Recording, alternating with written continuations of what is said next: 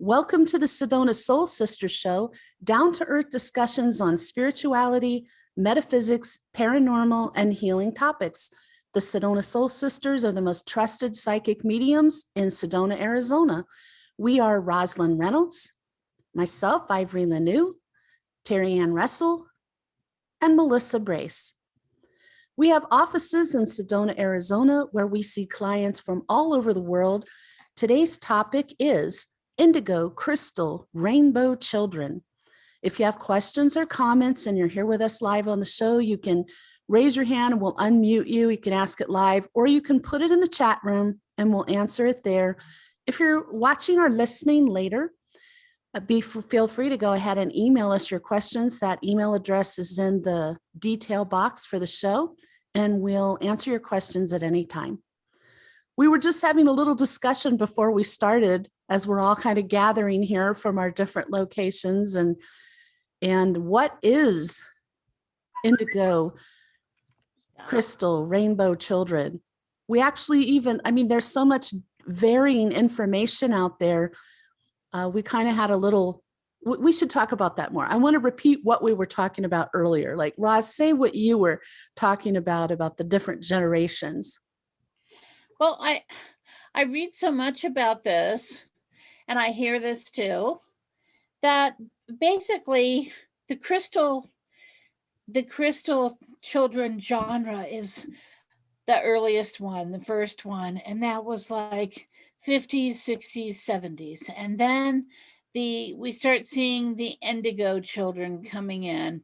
Still crystal children too, but just an introduction of a different auric color and covering different gifts.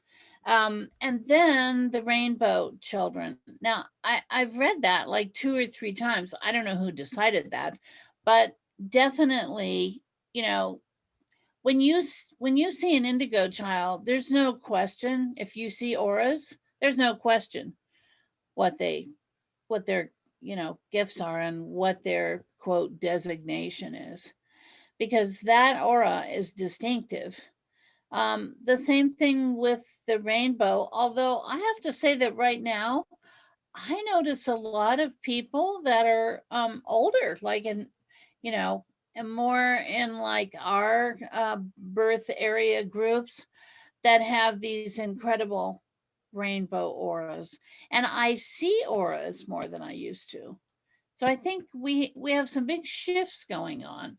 And like I said, I don't know who appointed themselves to decide that it was the crystal was this and the indigo was this, and etc. Yeah, I was saying, like, everything I've ever read has always said, like, the first generation of these advanced, spiritually advanced children was the indigo, and that ended like 70 or 75, something like maybe, yeah, think about that.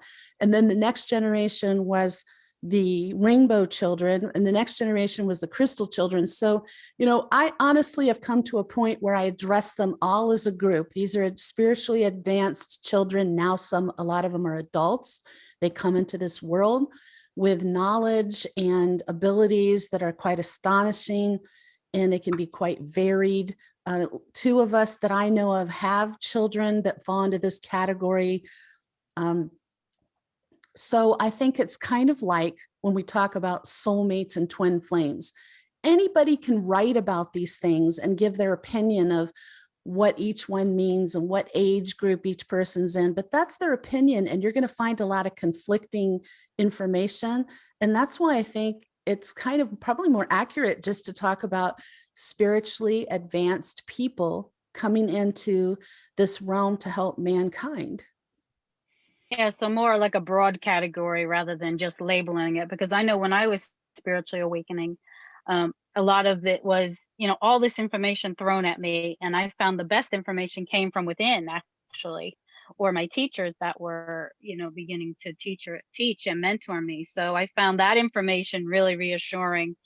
Coming from myself, I would then be able to ask a mentor or teacher and say, this information came through. What do you think about it? And they said the same thing as you. It's like a label. You put this label on it. I'm a crystal child. I'm an indigo child. But there's that broader category, which is starseeds. We're all starseeds here to come and help the earth ascend at this time. right? Absolutely. I mean, that's the bottom line. I know there's a lot of people who think about this topic as being very woo-woo, new agey, but I personally have had too many experiences with these children, including my own daughter, to discard this at all. It's kind of like when something is put in your face over and over and over, how long are you going to deny that? Well, I think too, from my perspective, I never read or learned anything about quote unquote new age, period. No definitions, no. Um, but it was very obvious to me with each of my children as they were born that they had very specific abilities and gifts that, they shared with me, and some are their very own. So I think we have to kind of be open to the fact that, yeah, we can't necessarily designate these little spaces where we want people to fit. Our society likes to put labels on things. It makes them feel like there's some organization, some rationalization to it. But I think that it doesn't make much sense. And so that's why I encourage people we put that on the show so you know what we're talking about if you're familiar with those labels.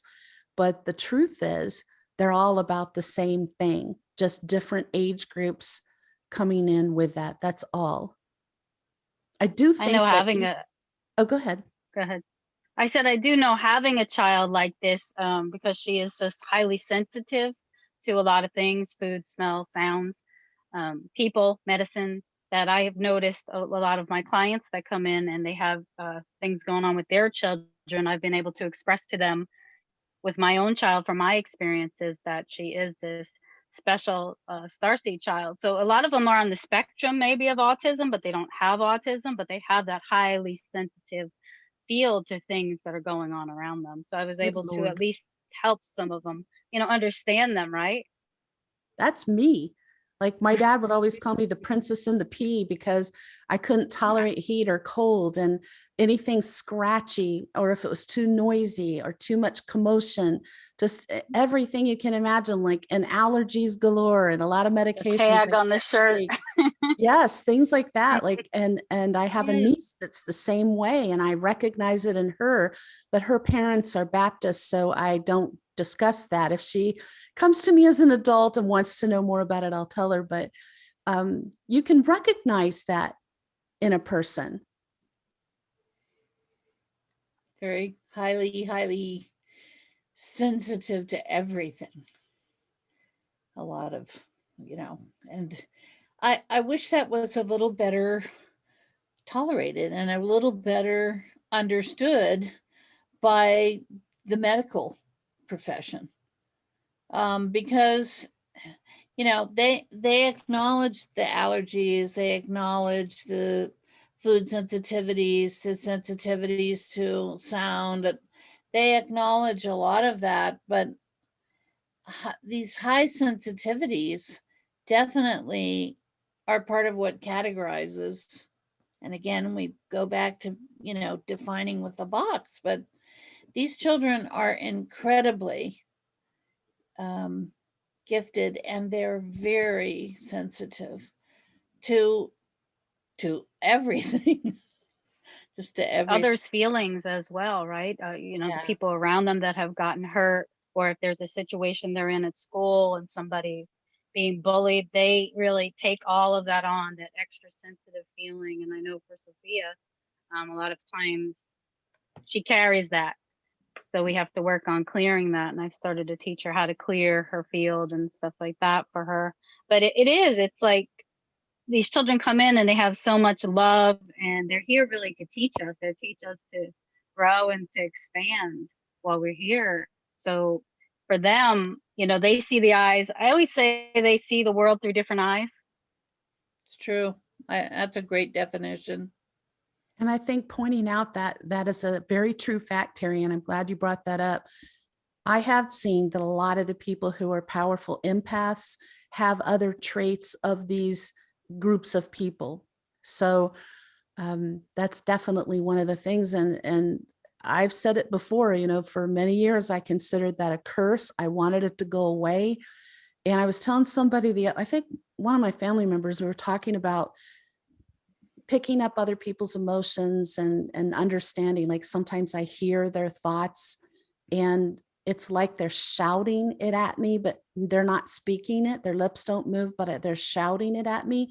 And sometimes emotions will hit me like that, like a fist, like hitting me in the solar plexus, like a fist punching me. It's so powerful. And so when you're an empath to that degree and somebody doesn't like you, it is very painful. Like it is painful to be around that.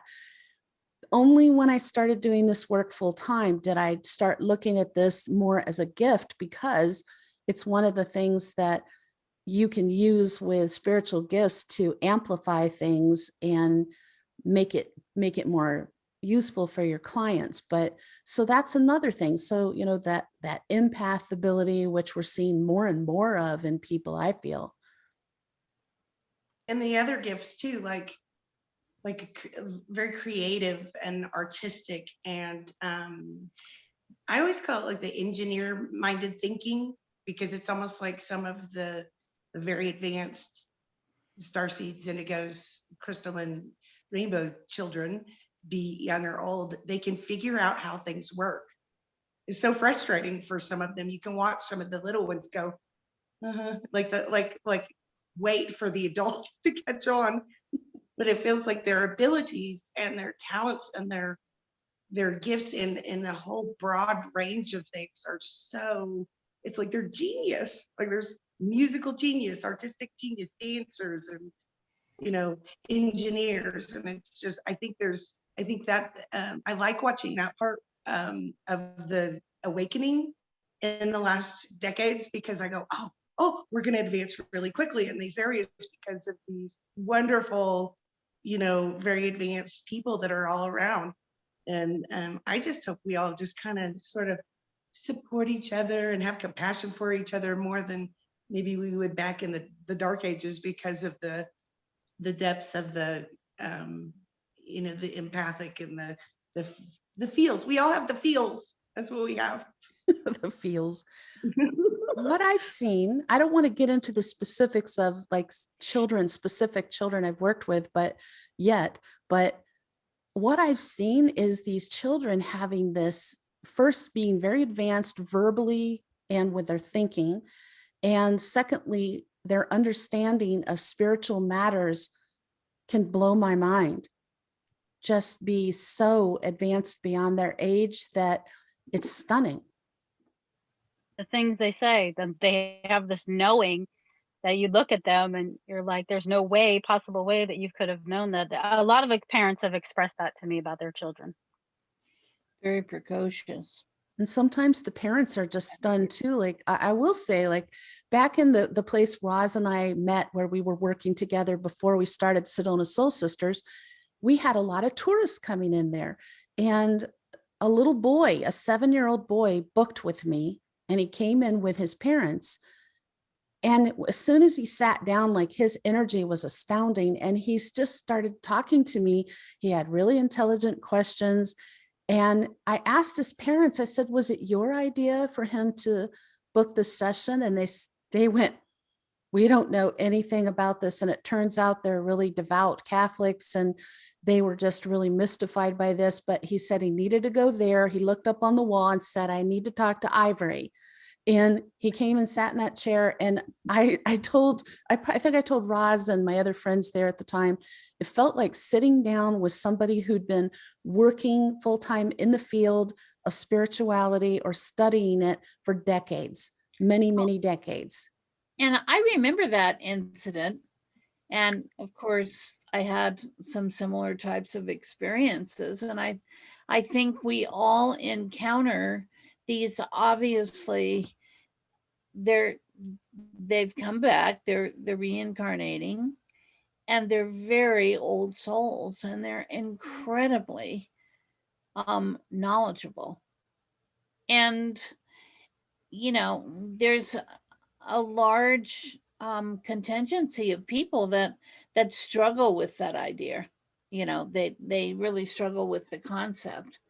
But really, when you look at and you see it all the time now, on YouTube, on various social media, these incredibly gifted children that are, you know, performing at Carnegie Hall on the piano by the time they're 3. Opera singers at age 7 and 8, you know, Yeah. professional opera singers.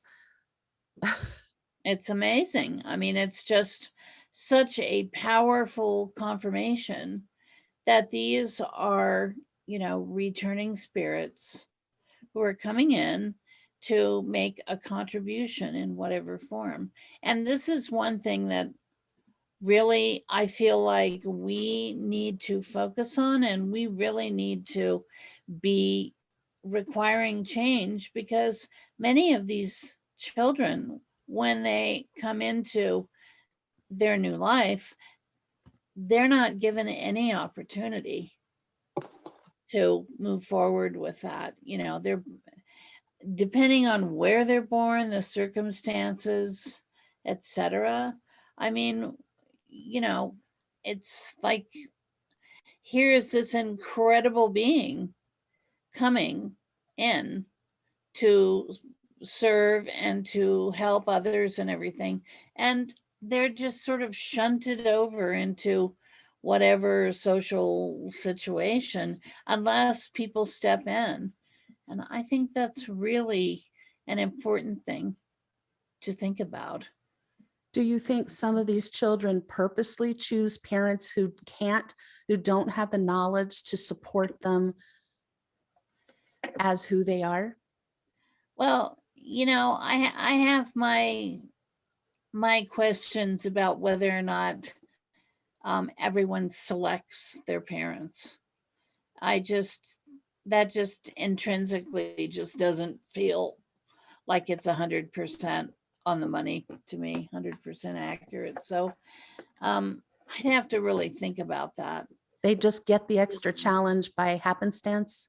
Yeah, and feel and I think sometimes just because I was born in the Midwest a long time ago and didn't have any teachers and didn't have any, I mean, I grew up in a bookstore with wonderful surroundings and things like that, but I did not have any teachers or filters or any protection of the kind. So it's been a little bit of a tumultuous journey for me.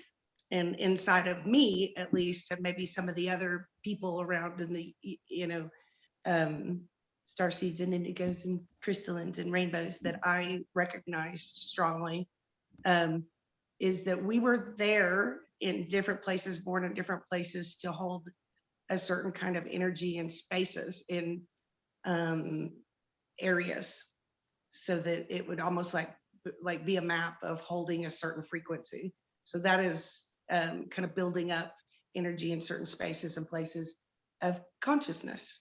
So that always runs past my mind whenever I see the different groups of people, starseeds in different places. I think that's a good point.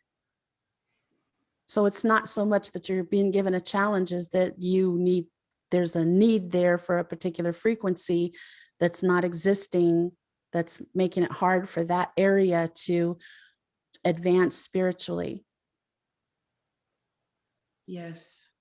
That makes sense. Does anybody want to talk about their experiences working with any of these children or adults? I think a lot of times, to me, these are children that are designated as, I mean, again, you go into the boxes that we like to have, dealing with autism, dealing with quote unquote gifted.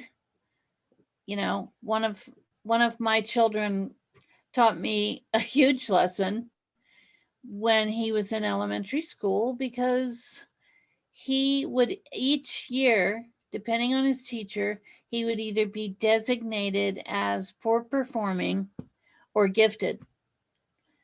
That was like first grade, second grade, third grade, these different teachers wanting him to go into the gifted program because of the amazing questions he asked and the things he would express about how he thought about things. And then the next year we would have a teacher that was like, oh my gosh, I don't even think he's going to be able to pass my grade. Hello, world. It was really an eye opener for me, because I guess I just expected,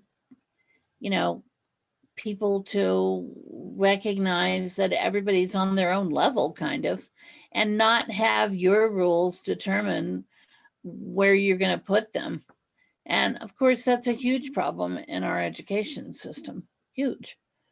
That's a big one because, education has it all.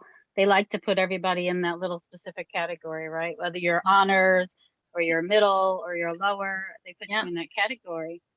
And that's funny that your son was able to, each year be like, oh, today you're gifted. And then now you're not doing well, you're in the lower. Like that must wreak havoc with your mindset. One day you're like, oh, I'm over here in the gifted program and now I'm back in the below average.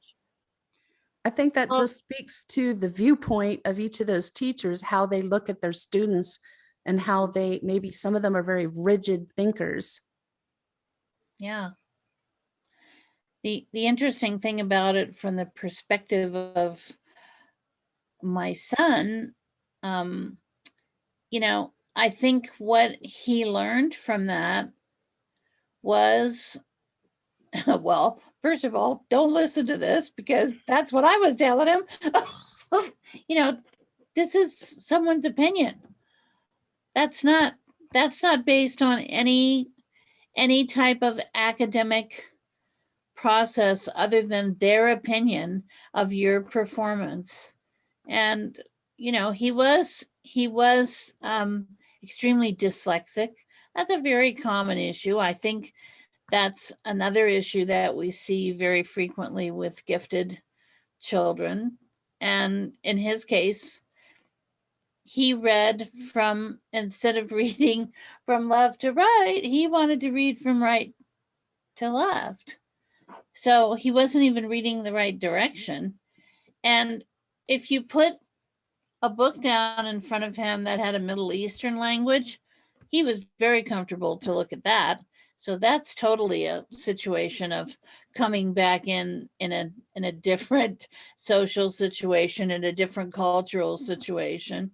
So I think we have to really open our heads to get out of this need to have everybody be in a box. And listen to our children, right? Because a lot of times they say, I feel very different. I'm not like the other kids. I don't. Yeah. And you can see that in your own child. A lot of my clients will come in and say that they're so different. They just see the world so differently. They're very unique, or some people, will say weird about their children, but they never really fit into that box or that category, like you were saying. So for them, they grow up thinking, is it me? Is there something? And then you see the adults who were those type of children, right? And those adults are like, I never felt like I fit in. I always felt like there was something more that I was missing. Like, I don't belong in this family. I don't belong in this town. So seeing that reoccur, that's why I think as we go forward, it's so imperative that we teach our children that uniqueness within them. That's what they should be going for. That's what they should stay with. That's what they should follow. You can only be yourself. I mean, you can chase after trying to fit in, but a lot of people are not meant to do that. So I absolutely agree with that. Just embrace your uniqueness. Melissa, you had shook your head that you wanted to share something about working with some of these children or adults. Was that what you were saying?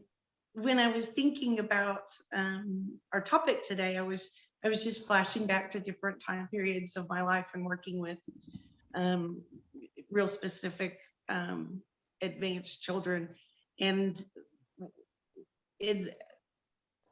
one of my least favorites is that people I was on a paranormal team, and people used to call me a lot and say, oh, there's ghosts in my house, or my kids are seeing weird things.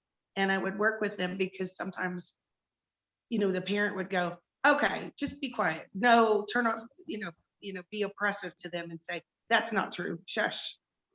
And that hurt my feelings for the little people because they didn't have they didn't have a chance. And I was like, I don't think that they're making up things or that they should be quiet. Maybe you should have compassion with them. So I remember quite a few people young people finding their truth when I acknowledged them and said, I believe you. I believe you, what you're seeing, feeling, hearing, experiencing, and just know that you're worthy there, that you have value. Before that, that societal thing came in and said, be quiet. You're not worth anything. All those things that happen to us, all of us. And those were really fun times because it helped me. I don't know, it helped me too, because I was just a really grown up, older version of those children. And I got to help them go, believe in yourself, be you, and embrace your uniqueness. And I just with the paranormal teams, they would check with me first because I was the seer before we went in someplace or went and tried to clear houses.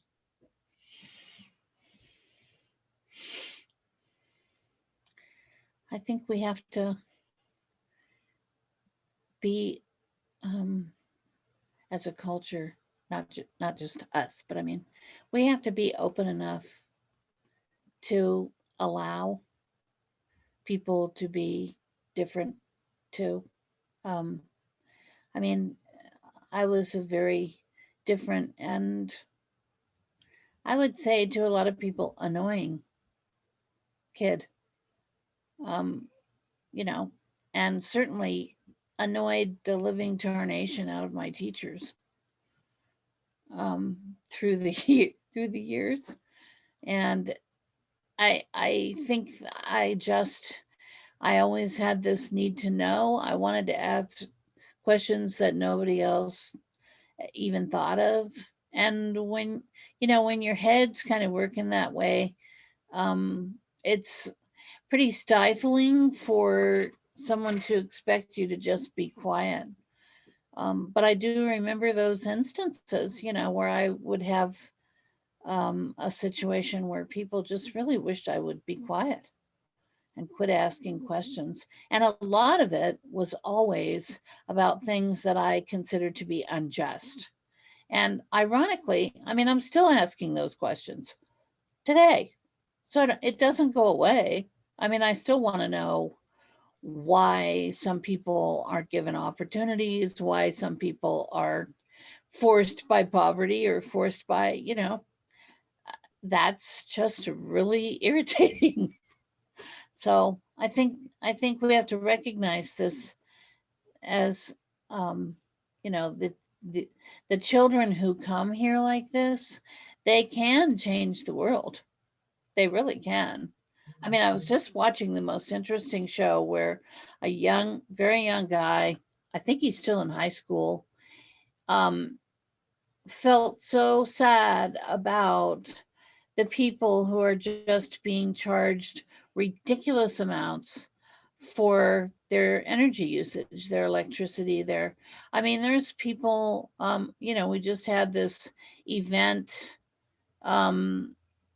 where the temperatures dropped, people didn't have electricity, but the people that still had electricity, they're receiving huge bills. And the governor of that state has already announced, well, too bad, you're going to have to pay those bills.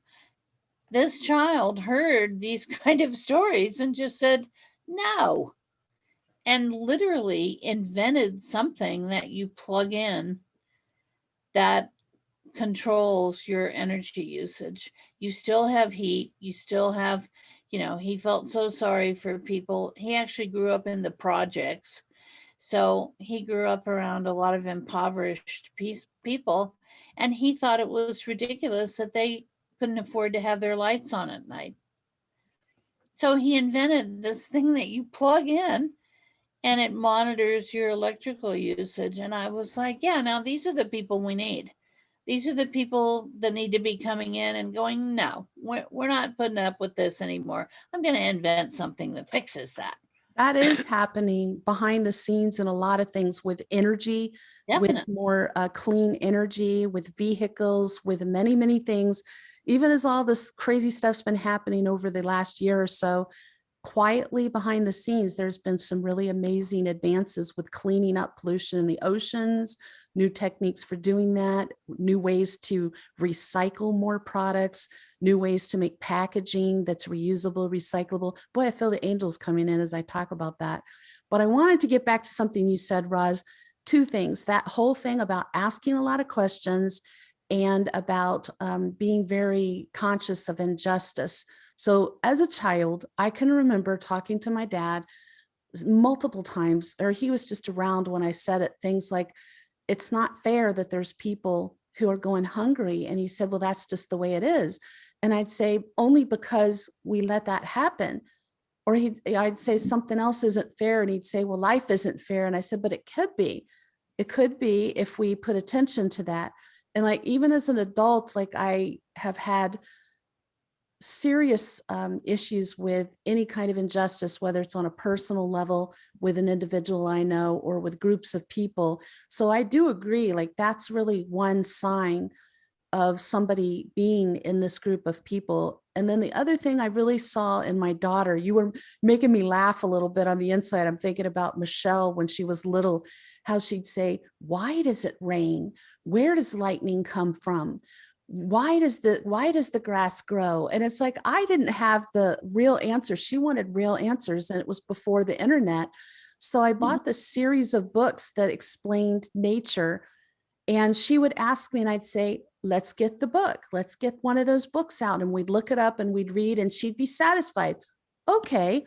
She legitimately wanted to know, but I can remember some family members getting on to me when she'd ask these questions, and I'd stop and answer her, and they'd say, you should tell her not to ask so many questions, or why do you answer every question she asks? And I remember looking at them and like, why wouldn't I? Why would I want to stifle that child's curiosity? She wants to understand how things work. She's trying to ask questions about the world, about nature. I think you see a lot of that in these children as they're trying to seek knowledge to understand. They bring the wisdom they have from where they came from, but they're trying to understand what's going on here in this world. And I think we need to answer those questions. And the compassion, they have innate compassion many times. They just realize, they just see something that's wrong, and they don't even want to know why. They just want it resolved, because it's the injustice of it all. You see that in the news where there's these young children who see that there's hungry people in their town. So they organize a food drive, and then they take that on a regular basis. Or they're gathering up blankets for people in the winter who are cold. All kinds of things these kids are doing. It's not just adults, but children picking up these causes and saying, well, I'll do something about it. They're not letting being a child stop them. Yes, it does mean that an adult has to help them with it, but that's good for all of us too, isn't it? We need to follow those children or adults. Very, very powerful. And that's really why they're here, right? They're sent to help us evolve as well. They come with so much knowledge, and they teach us. They're teaching us everything. I always say my daughter is my biggest teacher. When she came here, I truly believe that she was a gift from God, that she was brought here to teach me, not only to teach me to look at myself, but then also to understand where she's coming from now. So I always say that. My angel ear is ringing like crazy as you're talking about that. The angels are like, yes. I think one thing that's important to realize too is that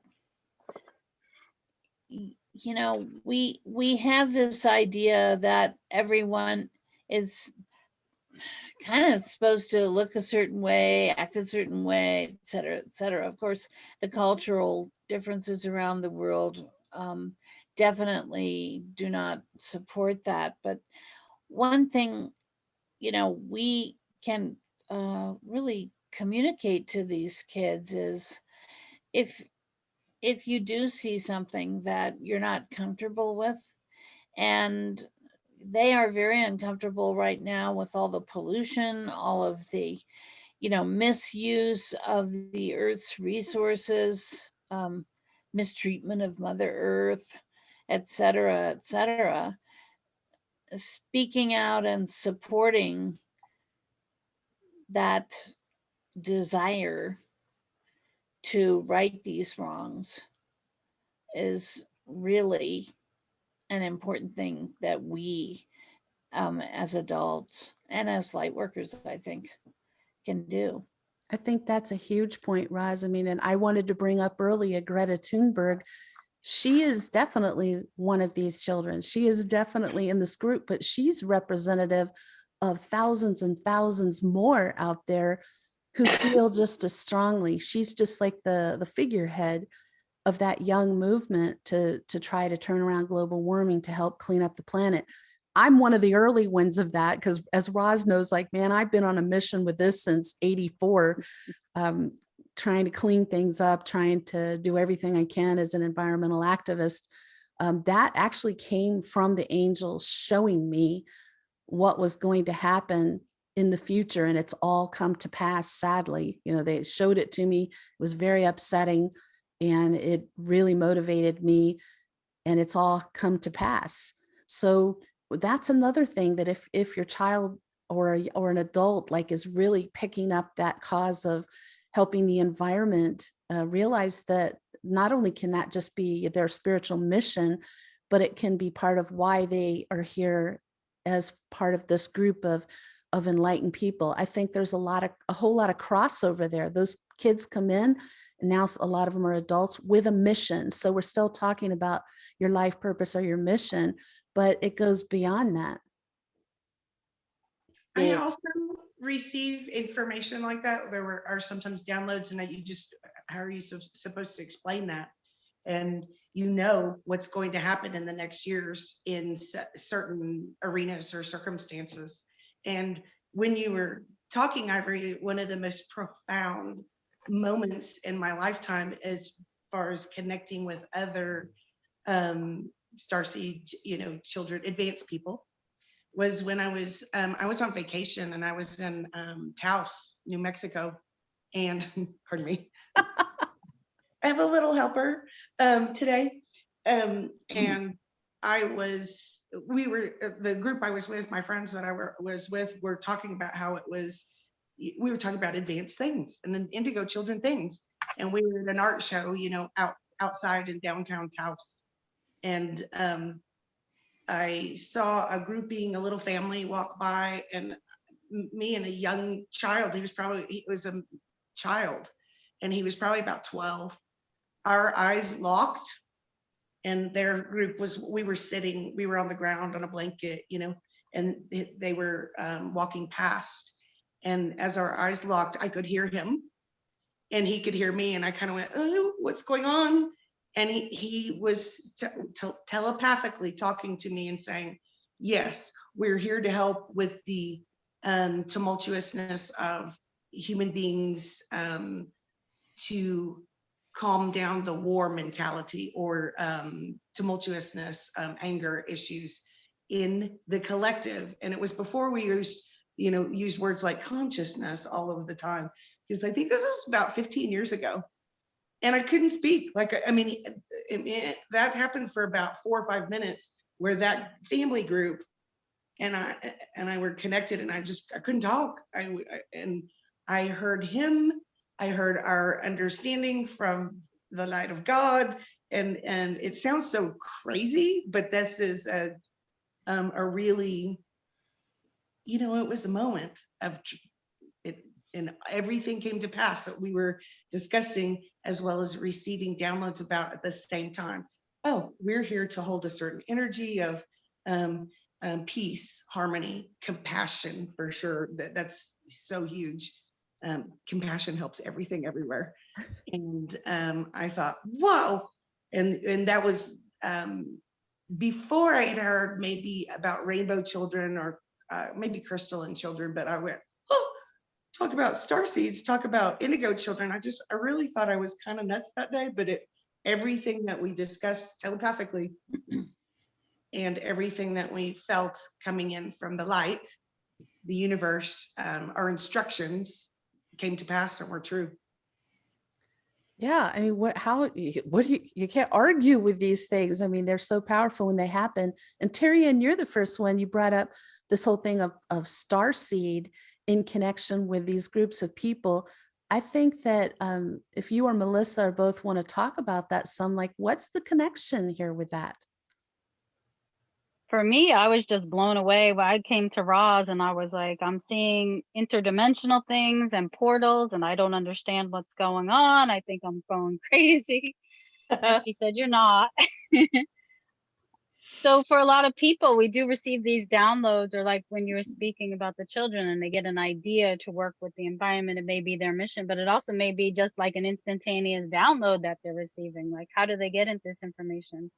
And so starseeds fall into this broader category, and they can be children or they can be adults. And, you know, depending on, for me, my own personal experience was that awakening that arose me to that knowledge to understand further that, yes, I am a multidimensional being. I'm able to see portals and work grids and do that kind of work.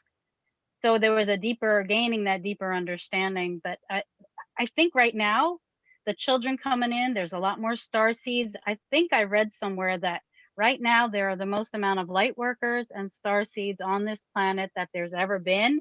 And that really struck me because a lot of people come in and they're starting to see those similar things that I was explaining to Roz. I'm not understanding what's going on. I'm seeing beings, other dimensions, and can you help me with that? So that's part of my mission now, is helping star seeds. So for people who don't know what that means, what are starseed? I think starseeds fall into this broader category, like, you know, not just your crystal,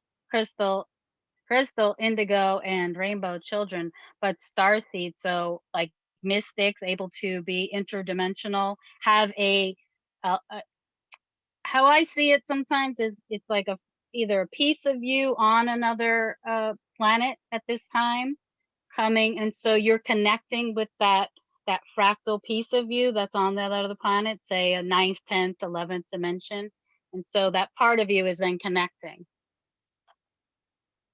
Did you want to say something about that, Melissa? I also, that's one of my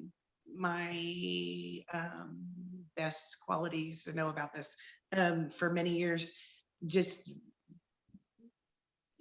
being a seer, being born natural seer, visionary, mystic, whatever people call you these days.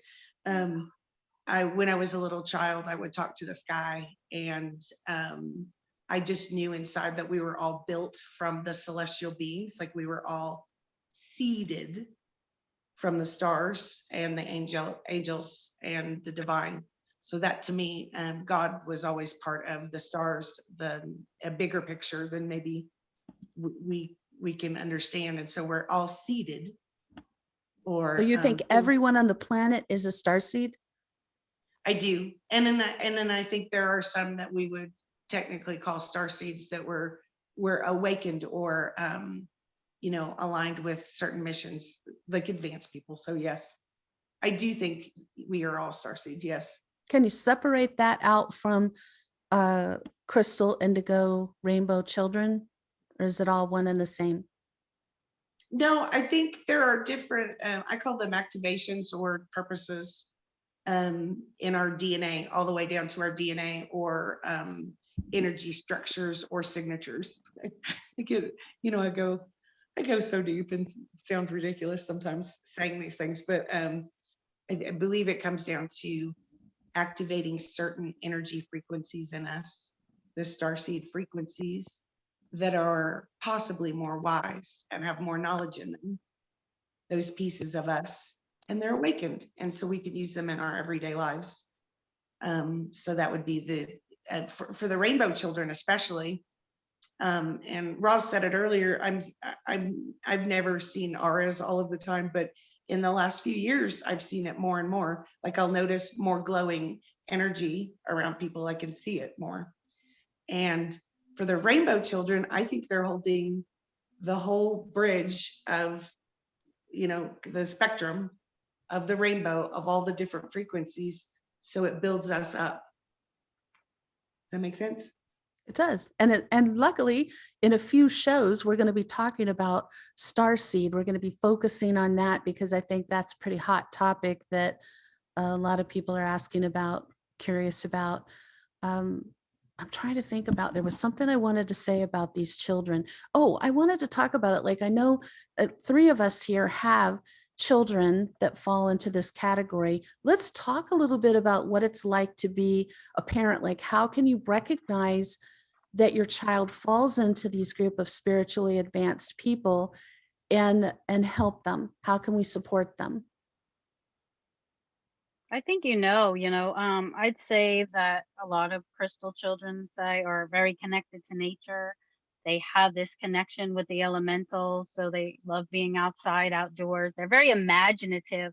I always say that my child could play alone for hours upon hours at a time, whereas my other children were not like that. So I think that that is pretty distinctive of noticing they don't need anybody. In other words, they don't. So I think that's pretty distinctive of a crystal child.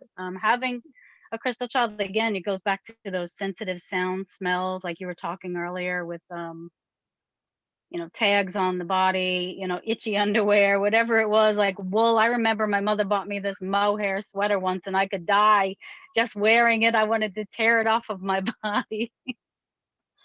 Oh yeah, all of those things and some of the others I think are a big telltale sign is that they're more comfortable with adults than they are with other children. I can remember my daughter hanging out with the adults at the theater and being completely comfortable. And when I was offered a job in Jerome and to manage an art gallery, and we were going to move there, and I decided not to because at that time there were no other children in town, and she was so mad at me. She's like, I don't need other children, I'm perfectly fine. And I think that kind of thing is another sign of it. Like, that's just not what you expect from children. They want to hang out with other children and play with them, but they can be so advanced mentally and spiritually that it makes sense they'd feel more comfortable with adults. What about the parents who don't know anything about this? Because like I said, I had that couple bring their 7-year-old son. Well, he brought them in and they knew nothing about this. I know, Tyrion, you're saying you just know, but I think if you as a parent are pretty spiritually aware, you will know. But what about the parents who know nothing about this, or it's really even outside of their belief system? So I've had clients also bring in their children when I worked uptown, and they didn't know, but they were open. Being open to what your child is telling you, I think, is crucial. Even if you don't understand it or you don't believe in it, if your child says to you, I need to go see this person or that person, or I would like a reading, I would like some crystals, being open to that. I agree. And I want to say too, I want to be sure this gets on the show, that now, thankfully, for a while now, there have been online support groups where children in these groups can meet online and get to know other kids who are like them. And other parents can talk to parents who have children that fall into this group and get some support that way and some help with answering questions. How do you handle this? And these children, they feel outside of things, but they very much enjoy meeting other children like themselves. So I think it's nice to have that where kind of like everybody wants to find their tribe, right? It just feels good to find your tribe. So that is existing online. If you look up, I don't know the exact website, but if you looked up Indigo or Crystal or Rainbow support groups, any of those, it's going to be helpful. I think noticing, I think back about one consistent thing that all of my children displayed very young was what Melissa was mentioning, was an incredibly telepathic ability. And I mean, I was just like everyone else, regardless of what I do and what my abilities are. You know, you have a baby, you bring this child into the world, and then you're just kind of interacting with them. And I can't say I had huge expectations that my children would all turn out to be psychically and highly intuitively gifted, but it certainly was obvious at a very young age. I remember my oldest son. I'm always putting my keys down, or used to. I'm better about it now. But I would be always putting my keys down. And I also have a lot of situations where beings decide to move my keys. And I will have, you know, people talk about this, but I would put my keys in a certain space and I would go back there and I would know I had put them there and they would not be there. Still happens to me today when I'm having a little paranormal adventure. But the bottom line of all this was, by the time my oldest son was maybe a year to a year and a half old, we would be, you know, in the house, in the yard, doing whatever. And I would think, oh, I need to go get this. He would immediately turn around and toddle off and return with that. And I never said a word. And it was, you know, I was like, oh boy, I better be conscious of what I'm thinking about. If I'm going to be having a temper tantrum or something, which, you know, I do. I'm a regular person. But I really think observing, just being a very astute observer of your child at a young age, you'll start to recognize that they have, you know, some incredibly amazing abilities that we need to respect, and we need to help them deal with those abilities. And you know, he was a little older than my other three children, and he always, if they, even before they would talk, before they would do anything, he would say, oh, you know, Ben needs this, or Kayla wants this. So you knew he was tuning right in on their head. These are little things, but they're powerful. And the other thing, one of you was mentioning about, I think it was Terry Ann, was about how these kids feel different. They're different. They don't really fit in with their peers. That really becomes more evident as they hit junior high age, and Yeah. the kids begin being very difficult, being harder on kids who aren't fitting the mold. And so be prepared for that. I think that's a tough time for these children when they start realizing how different they are.